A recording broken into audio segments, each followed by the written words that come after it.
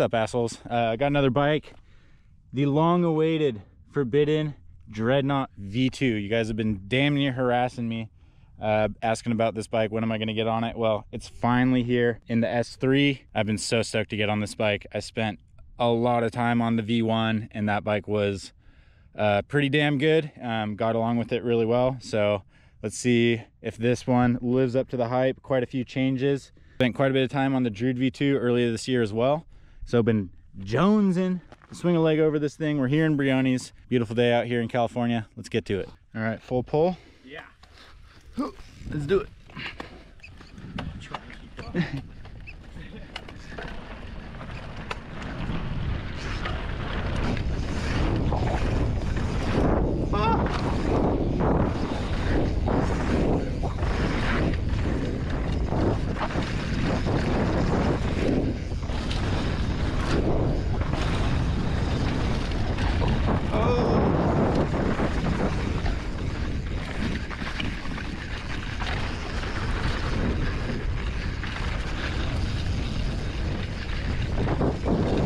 Oh, that was like a high pivot corner feel.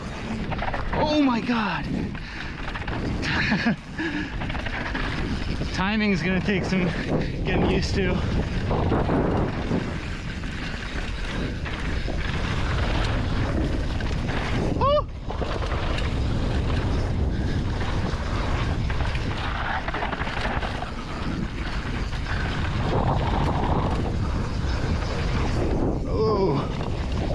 There's a new line there.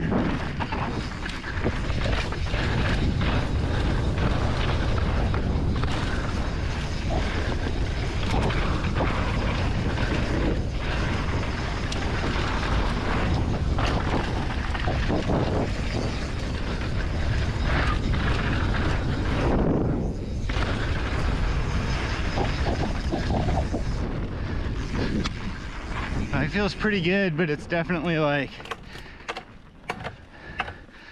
the timing's way different. Bottom firms in the new section are pretty damn tight. Yeah, you gotta like change your pace a little bit. Let's keep it lit.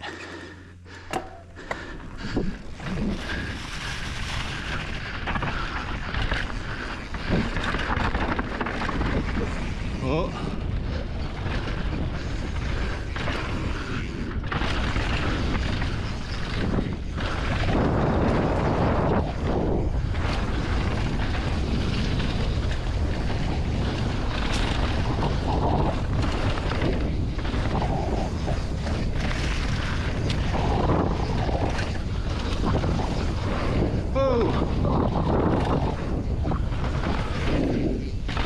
Very, very different. The biggest thing is getting used to a different bar setup. I mean, these Bergtechs are sick, but even like a degree off with the sweeps, it's just looking down at something different was hard. But I think I want my bars higher and my fork softer, but like, I don't know, it did some like lengthening in the corner things, which threw off my timing, but I'm sure once I get used to it, it will get a little bit better. Maybe give her a little psh psh. Precision work. Have a good lap, man. All right, we're gonna hit the test track. Oh God.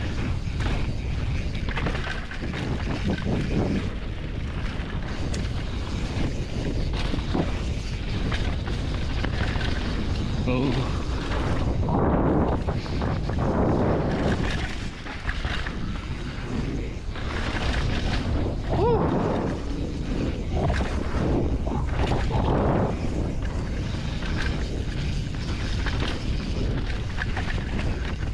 Man, it's different.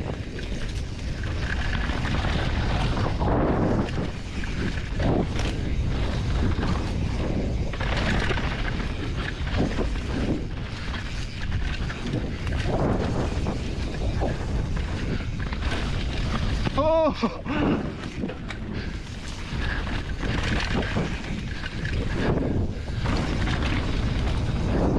Good grip in the flat corners.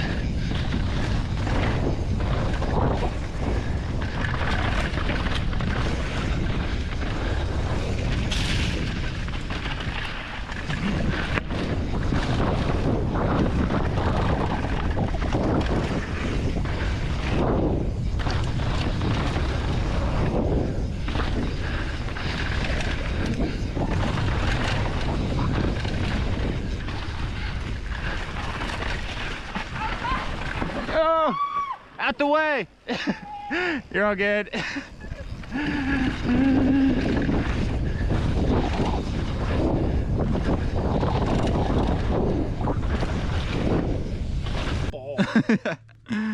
All right, that last lap was good. Still in the get to know you period though. This thing just acts a little differently sometimes. All right. Should we do it again? Yeah. Yes, sir. All right. The manual pointed actually is like, it's interesting. Whew.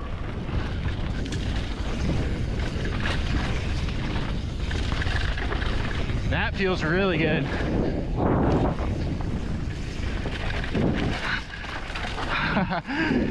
That was, it's dark in here. Yeah, it feels really good in the flat corners. Getting a better feeling for it. I just think the timing ends up being a lot different on a high pivot bike. Oh, that did that beautifully. Snuck around the inside.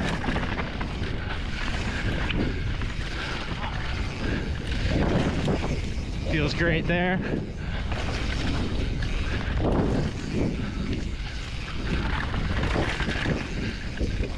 Oh!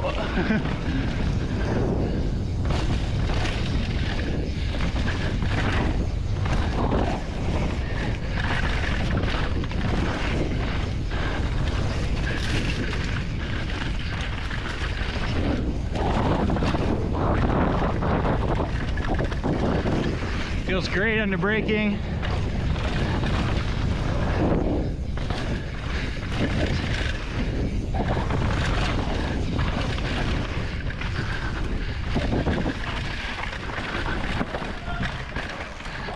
Hit that sick.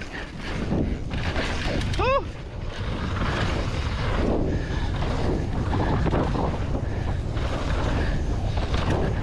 Felt way more in touch with it that lap. Took some insides and it was just like, Yeah.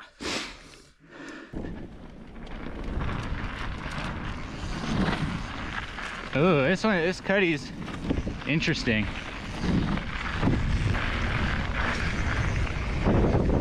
Oh.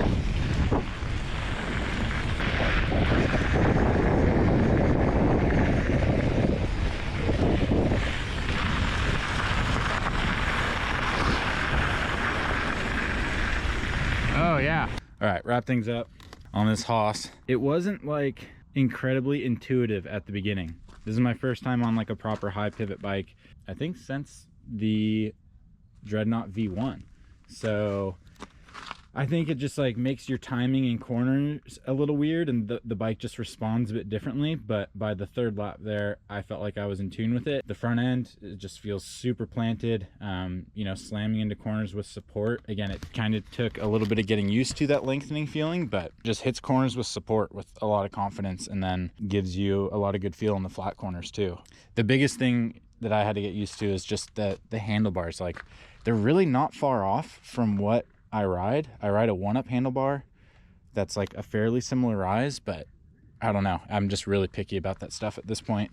Yeah, the bike was super composed. I got on the binders in one of the rough sections there and felt really good under braking. I think one of the bigger differences from this bike and the old one is the old one like really squatted under braking, had some really high anti-rise numbers, I'm pretty sure.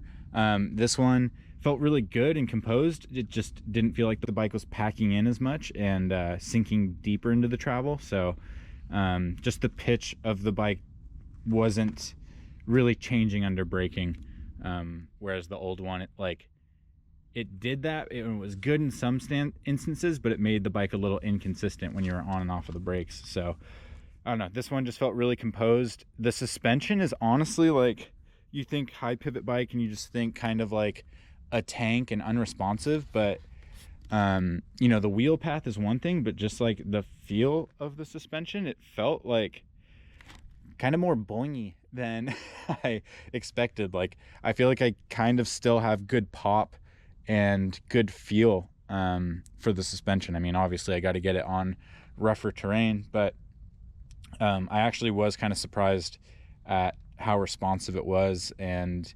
honestly, it wasn't easy to get up on the rear wheel, but it was easier than I thought. The biggest thing that I had to adjust to is like getting it up on the rear wheel and then like getting into the part of the travel where the rear end is lengthening. And it's like that just takes some getting used to with like body position if you're trying to hold a manual. But it didn't feel like overly hard to bunny hop. Honestly, I feel like the bars could be even higher. They're already high. This is a fairly high stack bike, and you know, I'm maxed out on spacers, and it's a, I think 35 mil riser bar, but I feel like it can take a higher front end for sure. And like, if you want more leverage over the rear end, that's a good way to do it. And can honestly, like, it's maybe counterintuitive, but raising your bars can help liven the bike up sometimes. But I started to get similar sensations to things I felt on the first bike, and once I like adjusted to that bike, I still think I like took my riding to the highest level on the original Dreadnought, and I started to get those same sensations on this bike on that ride.